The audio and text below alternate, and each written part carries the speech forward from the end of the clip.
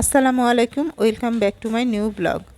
তো দেখেন, আমার 3টা করলা গাছ নতুন করে উঠেছে মাশাল্লাহ। আল্লাহর কি অশেষ রহমত। বাজার থেকে আমি জাস্ট করলা নিয়ে আসছিলাম খাওয়ার জন্য। তো সেটা কেটে রেখে, যেটা মানে খোসা হয় বা অন্যান্য সবজি কাটার পর আর করলা বিচিও হয়তো পড়েছিল, সেটাই আমি গাছের গোড়া দিয়েছি, সেটার থেকেই গাছ হয়েছে মাশাল্লাহ। এই তো আমি ভাত উঠিয়ে দিয়েছিলাম, ভাত রান্না করলাম। দেন আমি এখন মাছটা ফ্রাই করব, কাতল মাছ ভুনা করব। তো ফ্রাই প্যানে আমি সরিষার তেল দিয়ে দিয়েছি। দেন মাছটা আমি একটু মাখিয়ে নিব মরিচ হলুদের গুঁড়া, দেন লবণ দিয়ে।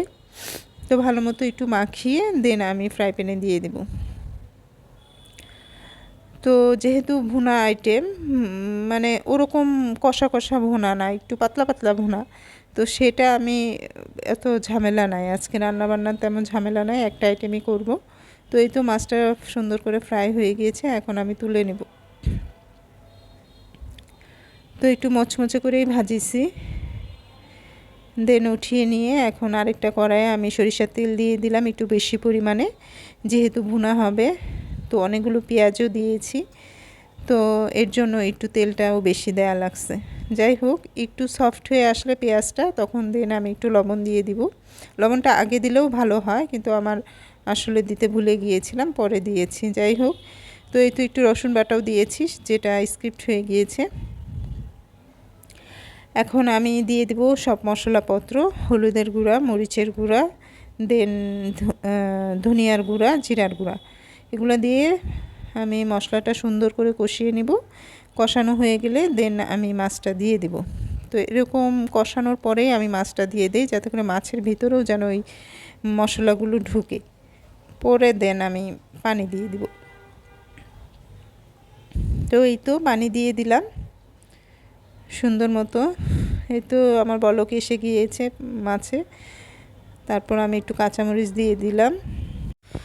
এই তো একটু নাড়াচাড়া করলাম কাঁচামরিচ দিয়ে। দেন আর একটু হওয়ার পরে নামিয়ে নেব। এই তো রান্নার পরে অনেকগুলো হাঁড়ি পাতিল হয়েছিল, সেগুলো ধুয়ে নিয়েছি। এই তো আমার মাছটা রেডি, দারুণ খেতে হয়েছিল। যাই হোক, এখন এই তো রান্না বান্না করলে অনেক হাঁড়ি পাতিল জমে, সেগুলো ধুয়ে নিয়েছি এবং রান্নাঘরটাও একটু ক্লিন করে নিয়েছি। অনেক বৃষ্টি হচ্ছে বাইরে, তো সেটা আর দেখাতে পারলাম না। এই তো আমার রান্নাঘরের অবস্থা, একটু হালকা পাতলা গুছাইছি। আমার রান্নাঘরটা একটু ছোট, আমার র্যাক এখানে আসলে জায়গা হয় না, আমি ডাইনিং স্পেসে রেখেছি। তো আরেকদিন সেটা দেখাবো। এখন বিকালবেলা একটু বাইরে গিয়েছিলাম মেয়েকে কোচিং থেকে আনার জন্য। তো বাইরে থেকে কিছু সবজি আর একটা আনারস নিয়ে এসেছি। তো আনারস তো বাচ্চারা ওরকম পছন্দ করে না, কিন্তু আমার খুব পছন্দ, আর সিজনালি ফল বাচ্চাদেরকে খাওয়ানো উচিত। তো দেখা যাবে আমিও খাবো, ওরাও খাবে, একটু একটু যাই অনেক উপকার আসলে। তো এই তো রাওনা ওটাকে দেখছে যে মাম্মাম কী নিয়ে এসেছো। তো আমি বললাম আনারস নিয়ে এসেছি, এটা কেটে দিব, তোমরা 3 বোন মিলে সবাই খাবে। তো এই তো আনারসটা আমি কেটে নিয়েছি, দেন এটাকে মাখাবো। তো কাঁচামরিচ আর লবণ দিয়ে মাখিয়েছি। ছিল না, কাসুন্দি ছিল না, কাসুন্দি থাকলে আরও মজা লাগতো। আর আনারসটা এত রসালো ছিল, এটা মধুপুরের আনারস, খুব মজা লাগছে। আমি আসলে কাঁচামরিচটা একটু থেতো করে দিলে ভালো লাগতো, আমি হাত দিয়ে কচলিয়েই এটা মাখিয়ে নিয়েছি। আমার পাত্রটা আসলে একটু ছোট হয়ে গিয়েছে, যাই হোক আর ইচ্ছে করছে না বড় পাত্রে ঢালতে, কারণ ধুইতে হয় আমারই। তো এই তো বাচ্চারা খাবে। ফার্স্ট রাওনাকে একটু মুখে দিল, দিয়ে বলছে মামাম অনেক মিষ্টি আর খুব রসালো, অনেক মজা। তো ওর এক্সপ্রেশন দেখেই বোঝা যাচ্ছে। যাই হোক, তো সন্ধ্যা হয়ে গিয়েছে, এখন তো আরেক পালা রান্নার, কারণ সন্ধ্যার সময় বাচ্চাদের ক্রেভিংস উঠে, কী খাবে ভালো লাগে না। প্রত্যেকটা দিন আসলে এই বাচ্চাদের নিয়ে, মানে বিকালে তারা কি খাবে, বিকালে একটা জিনিস খেলে আবার সন্ধ্যার সময় বলে আম্মু ক্ষুধা লাগছে, আবার কি খাবো। তো বিস্কিট আছে, অন্যান্য ফল টল থাকে, ওগুলা খাও না, ওদের তেলে ভাজা জিনিস খেতে হবে, ভাজা পোড়া খেতে হবে, যদিও সেটা স্বাস্থ্যকর না, তারপরেও তা খাবে। আলুর ফ্রাইটা 2-1 দিন পরই ওরা খায়, আলুর ফ্রাই করে।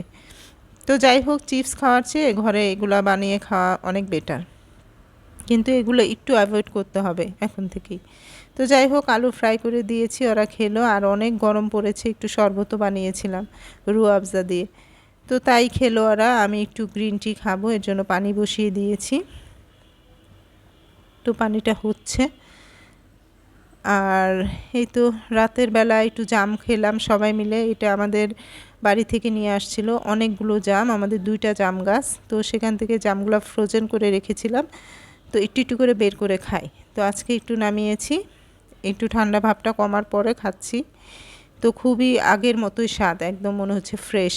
তো যাই হোক, ছোট মেয়েটা খাচ্ছে। তো আমার ভিডিওটি যদি ভালো লেগে থাকে সবাই লাইক কমেন্টস শেয়ার করবেন, আর আমাকে বেশি বেশি সাবস্ক্রাইব করবেন। সবাই ভালো থাকবেন, সুস্থ থাকবেন। তো আল্লাহ হাফেজ, সবাইকে অসংখ্য ধন্যবাদ।